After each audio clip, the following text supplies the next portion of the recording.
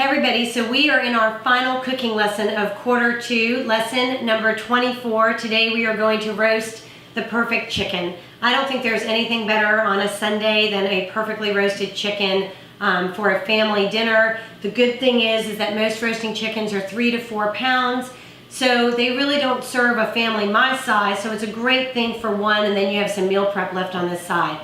But I'm going to take you through the technique, and today we are going to do a orange and rosemary scented roasted chicken. So the first step with my roast chicken is, of course, I know that you're all shocked, but a cast iron skillet. This is a cold cast iron skillet, but I'm going to go ahead and walk it over to the oven and actually preheat my oven to 450 degrees with the cast iron skillet inside of it. What that does is when I place my chicken in the cast iron skillet, it immediately sears the bottom of the chicken, holding in those juices and eliminating that sort of soggy bottom chicken that nobody wants to see. So I'm gonna go walk this in the oven and then we'll prep the chicken for roasting. So, prepping our chicken. I've already washed this chicken and actually let it sit out at room temperature for about 20 to 45 minutes is safe in terms of foodborne illnesses. If you put a cold chicken in a hot oven, it's going to raise the temperature of the oven and you're going to end up with less crispy skin, but you're also going to really alter the cooking time of your roast chicken. So don't be afraid for that bird to sit out while your oven's preheating. It's going to be perfectly fine. What I'm going to do is I'm going to prep what I'm going to put inside of my chicken today. So I'm just going to rough chop an orange. And this is a tiny little bird, 3 to 4 pounds. Not much to him, so his little cavity is not very large. So I'm just going to take 2 orange wedges and then a sprig of rosemary. I don't even have to chop it up or do anything to it. For the chicken, I'm going to start from the inside out. Again, he's been rinsed and dried, and I'm going to season the inside of the bird and then the skin of the bird, and then I'm going to tuck those aromatics into the cavity of the bird. My cast iron pan will be done, we'll pop him in the oven, and we don't have to think about him until he comes up to cooking temperature.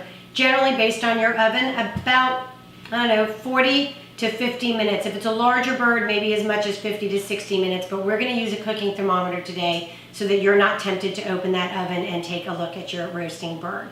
So the important thing about salting your chicken is to make sure that you also liberally season the inside of the bird. Because if you just season the skin, then the meat itself won't actually taste very seasoned. So I'm just putting a little salt and pepper inside the cavity of the bird, and then I'm taking my oranges and my rosemary, and this could be thyme and lemon, which is on the blog. It can be garlic, anything that you want, aromatic herbs. Stay away from the citrus altogether. So now my cavity is seasoned, and I'm going to go ahead and season the outside. I'm going to go ahead and give my hands a rinse, get that searing hot cast iron pan out of that 450 degree oven, pop my bird in the cast iron skillet, put him back in the oven, and we'll just let him cook away until he's crispy, juicy, and just absolutely wonderful. So our cast iron pan just got taken out of a 450 degree oven, and it is smoking hot and ready for our chicken. So we are going to take our beautifully seasoned 3 to 4 pound roaster, and you're going to hear it go right in that pan, and you can hear it searing away. I'm going to drizzle this with a little olive oil so it browns a little bit more evenly. We're going to pop it in the oven, but I'm going to show you a pro tip to never open the oven, and that's with the digital thermometer. So while he's sizzling away, I am just going to drizzle him just a tiny bit with olive oil so that the skin browns nice and evenly. How do we not open up our ovens to check our chicken? It's a digital thermometer.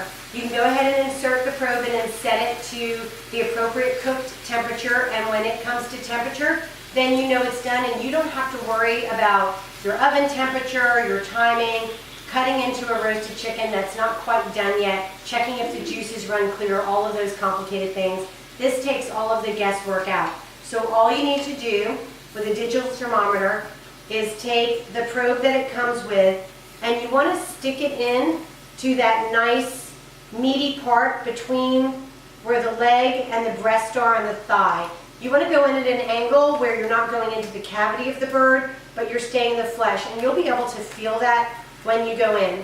So we're just going to take him, pop him in the oven, and probably in about 40-45 minutes, we will be at temperature and he'll be ready to come out and rest. The only thing that you might need to do is if you look in and you see the breast starting to get too brown, you can tent it quickly with foil to make sure that the bird cooks evenly. But generally on a 3 to 4 pound roaster, you don't have to worry about that. We'll go over tenting a bird when we get to Thanksgiving turkeys. Much larger animal, breasts dry out, legs don't cook, so we need to make sure that we slow the cooking down the top part.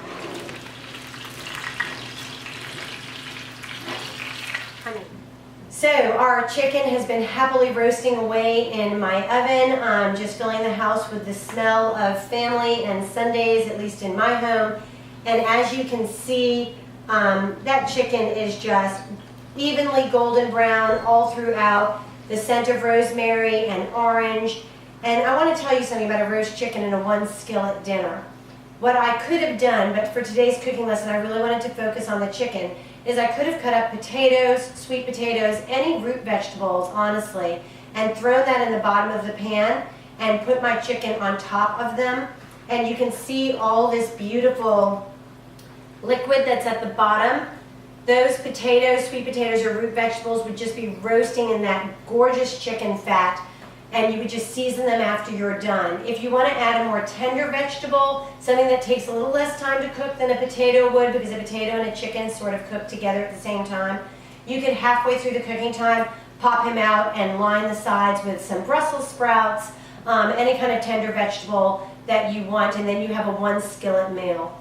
But I'm going to let this chicken now just rest on my countertop while we set the table, get ready for dinner. All those juices are going to redistribute as he cools off a little bit. He'll come up a few more degrees of temperature, so he will be perfectly cooked without drying the breast out. If you need a larger pocket of time than the 5 to 10 minutes that a small chicken would take, go ahead and tent him with some tin foil to hold in some of that residual heat. But please roast chicken. And when we get to the end of Q4, I know it's hard to think that far forward, a turkey, I'm going to say this today, a turkey is just a big chicken.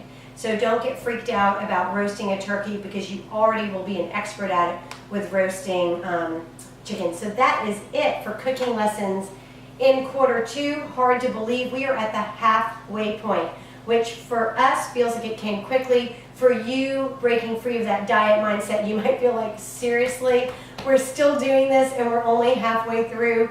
But stay the course.